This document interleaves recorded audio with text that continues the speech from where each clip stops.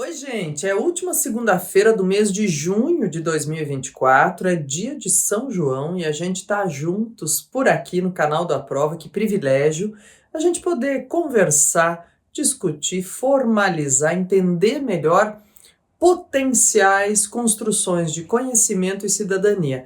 E de quebra, ainda usar isso de maneira super produtiva quando solicitado em questões objetivas e discursivas, hein? Estamos praticamente finalizando o primeiro semestre de 2024, pessoal. E a ideia é, claro, sempre fazer um balanço daquilo que passou, entender o que a gente pode melhorar e, olha, ficar contente e agradecido por aquilo que já construiu. Neste segundo semestre, que a gente consiga ser mais produtivo, mais solidário, mais benevolente, mais generoso e exigente na medida certa. Bom, e eu quero já sumarizar contigo quais são as nossas discussões hoje, sabe? A gente vai tratar aí num combo de vários recortes temáticos sobre a juventude, gente, ó. Juventude em relação à felicidade, juventude em relação à pesquisa do PISA, né, ou a dados revelados pelo PISA, pelo exame do PISA. E o que a gente tem a ver com isso, que relações nós podemos estabelecer e também que relações essas novidades, gente, ou esses dados podem ter com inteligência artificial. Vamos juntos conversar a respeito disso, viu? Vamos conversar também, pessoal, sobre coleta de lixo, coleta seletiva, e sobre a maior faxina de todos os tempos feita ontem, no Rio Grande do Sul, ontem, 23 de junho. E lembre-se, se você não está vendo hoje nem esta semana, esse programa é sempre democrático para você construir sua informação de ouvido ou assistir, ouvir em outro momento. Então vamos juntos. O que temos hoje para tratar em relação aos jovens, gente? Olha só, já temos conta aí, eu deixo para vocês sempre os links possíveis para ampliar conhecimento, ampliar informações, né? E nós temos assim, ó, já algumas pesquisas revelando que o uso constante do ChatGPT, como tem sido feito pelos jovens, por crianças, adolescentes e adultos jovens já na graduação, pode piorar bastante a nossa memória e pode piorar bastante o nosso senso criativo. E, de novo, eu sempre gosto de deixar claro aqui que não sou eu que estou inventando esses dados, essas informações, né? Eu sempre trago pesquisas aqui que já foram divulgadas como algo consolidado e que faz toda a diferença, inclusive na imprensa internacional. Então, gente, tem a ver também com dizer assim, mas Cleusa, é para a gente abolir tudo isso, esse uso, né? Como é que faz? A ideia é, pessoal, tudo aquilo que acaba substituindo uma reflexão ou um processo criativo que a gente poderia fazer, obviamente desestimula o nosso cérebro a fazê-lo. Veja, eu não estou falando de simples memorização, é importante que isso fique claro, né? Nós estamos falando de processos criativos. Sabe que, por falar nisso, pessoal, olha, no último fim de semana também houve um bafafá, mas que não foi por aqui.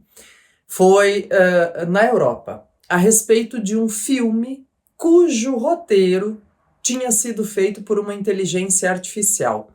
E ele conta pelo ChatGPT propriamente, né? E a história do filme era sobre um roteirista que via seu trabalho substituído pela inteligência artificial. Houve um recebimento, uma recepção da crítica muito ruim da opinião pública e aí o cinema desistiu de exibir o filme. Então, quer dizer, existe também, pessoal, não só essa questão de potencialmente a gente ficar menos criativo ou até, em certa medida, né, com menos memória, mas existe também uma série de ameaças ao mercado de trabalho, a outras questões que a gente tem discutido aqui com o passar do tempo, com todas as notícias que aparecem sempre sobre as inteligências artificiais, mais ainda especificamente sobre o ChatGPT. Então, esse é um ponto fundamental. Outro ponto, pessoal, que eu quero entrecruzar aqui, ó, É uma pesquisa que mostrou que nós temos uma diferença abissal entre sensação de felicidade da juventude brasileira, dos adultos jovens aí em torno dos 30 anos, e dos idosos com mais de 60 anos. E eu estou deixando o link para você porque, além daquilo que a gente pode destacar, há outras questões e há outros argumentos de autoridade que podem te chamar a atenção para isso. Estou relacionando também ao fato de a gente ter uma contingência diferente das inteligências artificiais e outras tecnologias hoje, pessoal, porque uma das inseguranças reveladas pelos jovens com esse medo de não serem felizes ou de terem uma ansiedade que os impede de ser felizes ou de desfrutar essa sensação de felicidade é a ideia de não ter emprego. Ou a ideia, e dois destaques eu quero fazer aqui, ó. A ideia de ter sua mão de obra substituída por inteligência artificial e outro ponto, dos estudantes que fazem graduação hoje entenderem que de repente aquela vida editada que está nas redes sociais é a vida que eles poderiam ter.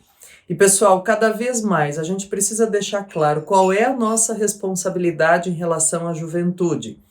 A mostrar que existe uma plasticidade na vida editada das redes sociais ou até daquilo que a gente fala, produz, daquilo que a gente é em público e do que a gente sofre na vida privada. Sabe que é importantíssimo a gente ter isso em mente e passar adiante, porque senão sempre a grama do vizinho vai parecer mais verde, sempre a ideia é que o outro ganha mais, ou sempre aquela ideia assim, ó gente, de quem vê close não vê corre, né? Então, importantíssimo isso, me chamou muito a atenção, porque é uma das questões levantadas pelos estudantes, dizendo assim, puxa vida, mas eu estudo tanto e eu nunca vou ter a vida que aparece na tal rede social daquela pessoa assim, assim. É muito importante a gente discutir as singularidades aí, né? A contribuição e a vivência singular que todos nós podemos desfrutar. Então, eu tô deixando esse link porque me parece assim, ó, valer muito a pena. É crucial que a gente adote medidas de percepção, de transparência mesmo, em relação ao que é editado e o que é real, né? E que a gente entenda isso.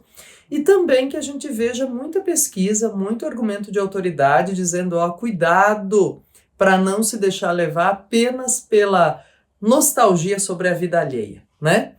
E mais ainda, pessoal, sobre a nossa juventude, em particular ainda e mais uma vez a do Brasil, relacionado ao PISA, ao exame internacional, né, que nós temos aí que mensura conhecimentos relacionados a português, matemática e ciências, propriamente dos estudantes da educação básica brasileira e da educação básica de mais de 80 países, né? Bom, o que eu quero comentar com vocês aqui? Veio uma manchete assim semana passada dizendo que os jovens brasileiros, de acordo com o PISA, estão menos criativos, ou a criatividade é o que deixa assim, ó, o nosso exame, o nosso resultado muito ruim. Bom, pessoal, aqui vale uma reflexão importantíssima. Alguns dados que aparecem lá. Olha, estudantes que participam de atividades extracurriculares que medem ou que incentivam esses estudantes a criarem situações de resolução de problema para situações do mundo real, são os que mais vão bem, são os que têm melhor desempenho nesse exame. Também há outras questões, por exemplo, dizem, olha, professor, o incentivo, o estímulo do professor é fundamental. O incentivo da escola, a percepção crítica de mudança de atitude da escola e da educação é crucial. Diz assim, bom, Cleusa, vamos lá, como é que faz isso? Eu digo assim, pessoal, que nenhuma revolução, muito menos a educacional, acontece do nada, do zero ou de uma hora para outra. Nós já caminhamos bastante, mas temos muito a caminhar quando vem um resultado como esse. E a gente enxerga isso e é bem importante que a gente haja, atue sobre isso. Por exemplo, pensando no seguinte, olha só, que tal a gente passar a evitar aquele pergunta e resposta? E também que tal a gente colocar os jovens para refletirem sobre a sua corresponsabilidade a respeito de como é a ação deles, como é a percepção deles sobre as aulas, sobre a escola, sobre a sua educação formal. Porque é muito fácil e é muito omisso eu simplesmente dizer, como estudante, que a escola é chata, ou que os professores são chatos, ou que nada me estimula. Peraí, o que eu faço para que essa realidade também seja alterada, né? Como eu trago a minha voz na condição de estudante para que essa realidade seja alterada? Ou eu sempre pergunto, né? Tem que ler tudo isso? Onde que está a resposta? O que é para fazer? Será que eu não tenho uma cultura como estudante que demanda apenas respostas prontas? Importante esse senso de corresponsabilidade, gente. E outro ponto fundamental, falando em discurso e prática, gente, saiu uma pesquisa ontem do Datafolha, na Folha de São Paulo, tô deixando aqui para vocês também, dizendo assim, não nos falta informação no Brasil sobre coleta seletiva de lixo. O que nos falta? Agir. Olha, 1 em cada 3 brasileiros está lá o dado, né? Diz, eu sei que tem, mas eu não separo o lixo. Gente querida, olha só. Quando se fala em mudança climática, em nossa responsabilidade em relação ao meio ambiente, isso tem a ver com enxergar, entender como é que a gente se relaciona com o lixo. E isso não é tema inédito por aqui, né? A gente já falou tantas vezes, inclusive num programa de Ano Novo, sobre a quantidade de lixo abandonado na praia pelos banhistas, pelos presentes participantes de festa de Réveillon, por exemplo. E agora essa pesquisa deixa claro para a gente, a informação sobre o lixo já chegou, pessoal, nós já sabemos. O que falta? Transformar esse discurso em consciência e prática, em agir individual e coletivamente. E olha só, deixa eu aproveitar, quando a gente fala em agir individual e coletivamente, eu quero aproveitar para dar uma dica de leitura, que está inclusive no plural, assim, que é bem bacana, que diz que é para todas as infâncias. Esse personagem, esse livro Chupim, chamado assim, né? E esse personagem muito paradoxal, que é esse pássaro que acaba usufruindo da energia do tempo e da disposição de outros pássaros para criar a sua ninhada, ele é personagem central da obra Para Todas as Infâncias do Itamar Vieira Júnior, pela Todavia. Tá aí o link para você. É uma metáfora muito interessante, pessoal, pensando justamente que tipo de energia a gente gosta de ter por perto e, sabe, é daí, por exemplo, que vem um verbo que talvez não seja conhecido por todos, mas na divulgação do livro tá aí, que é chupinhar, ou seja, aquele tipo de pessoa que tira a energia das outras, aquele tipo de pessoa que se encosta, né? Olha só, sabe o que eu quero desejar? Que a nossa primeira segunda-feira de julho seja com mais energia boa ainda. Nesta última segunda-feira de junho, a gente também tem, né, falei das questões relacionadas ao lixo, ao descarte, e a esse processo individual e coletivo, que foi essa intitulada Maior Faxina da História, feita em Porto Alegre ontem, pessoal. Que sigamos solidários, que sigamos nos ajudando e, principalmente, tendo a informação, que a gente haja, que a gente não seja chupim, como diz aí o livro do Itamar Vieira Júnior. Um grande abraço a você e até semana que vem. Tchau, tchau!